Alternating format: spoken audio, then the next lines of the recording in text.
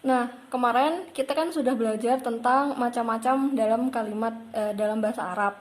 Kemarin ada apa aja kalimat? Kalimat itu kemarin ada 3 ya. Kalimatun itu ada 3. Kemarin yang pertama adalah isim,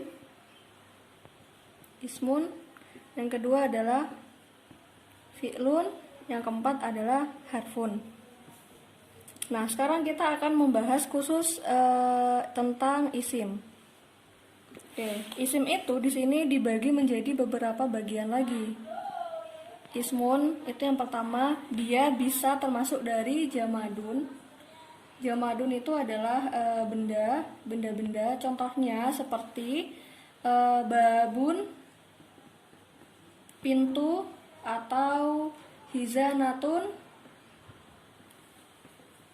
lemari, atau bisa kursi, rumah, dan lain-lain. Ya, jamadun, benda-benda yang ada di sekitar kita, benda-benda yang dia itu tidak bernyawa. Terus yang kedua adalah insanun. Insanun ini artinya adalah manusia atau bisa dikatakan nama orang. Contoh seperti Aliyun, Muhammadun, dan lain-lain ya. Bisa juga Umar, Fatimah, Zainab, dan lain-lain ya. Bisa juga namanya kita. Kalau saya namanya Lutfi ya, berarti saya termasuk dari isim yang dia itu dikategorikan di insanun. Yang kedua adalah dia termasuk dari tumbuh-tumbuhan, atau bahasa Arabnya adalah nabatun. Nabatun itu adalah tumbuhan. Tumbuhan itu contohnya seperti zahrotun. Zahrotun artinya adalah bunga mawar, atau juga bisa sajarotun. Sajarotun itu adalah pohon. Nah, selain itu ada juga di sini hayawanun. Hayawanun itu hewan, nama hewan. Contohnya seperti dajajatun, ayam, bisa juga sapi, bakorotun, hisonun, kuda, toirun, burung. Nah, itu termasuk dari isim. Isim yang dia itu kategorinya adalah hayawanun. Terus yang terakhir itu adalah au ayu syai'in ahor. Syai'in ahor. Nah, ini adalah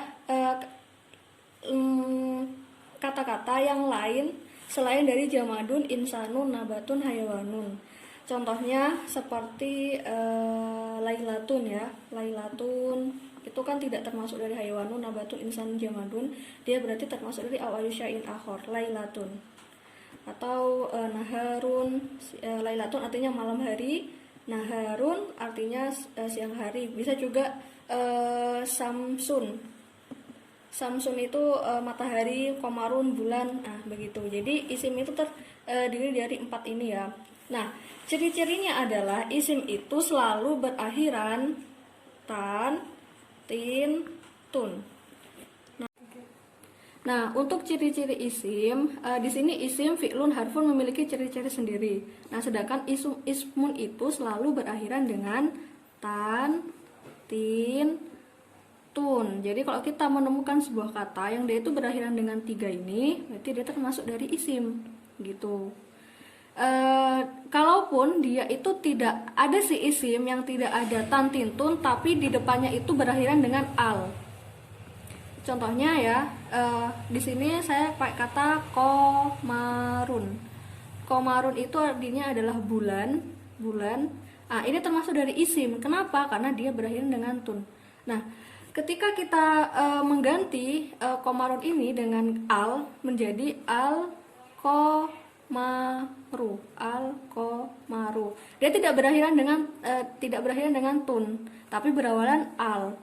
Nah, ini juga bisa disebut isim. Jadi ciri-cirinya ada 2 ya, yang bisa kita lihat secara secara gampangnya, yaitu berakhiran tan tintun, atau kalau tidak ada tan tintun di situ ada awalan al. Nah, kalau isim yang ada tan tintunnya itu adalah disebut dengan isim nakiroh. Nah, sedangkan yang ada alif lamnya itu namanya isim ma'rifah. Ma'rifah ini maksudnya kalau kita menyebut al-qamaru berarti sudah jelas. Oh, berarti bulan itu. Artinya sudah jelas bulan itu. Udah diketahuin gitu loh bendanya. Tapi kalau komarun tidak nakiroh, dia belum ada alif lamnya, berarti belum diketahui, hanya sebatas komarun secara umum. Emang bulan yang mana seperti itu. Kalau al komar itu berarti sudah diketahui bulannya, berarti bulan tersebut seperti itu. Udah ketunjuk sendiri dan ada alnya. Makanya ini yang ada tantintunnya namanya adalah nakiroh. Sedangkan isim yang tidak ada fathatain, kasratain, domatain menggunakan al namanya al-ma'rifah. Nah, begitu teman-teman.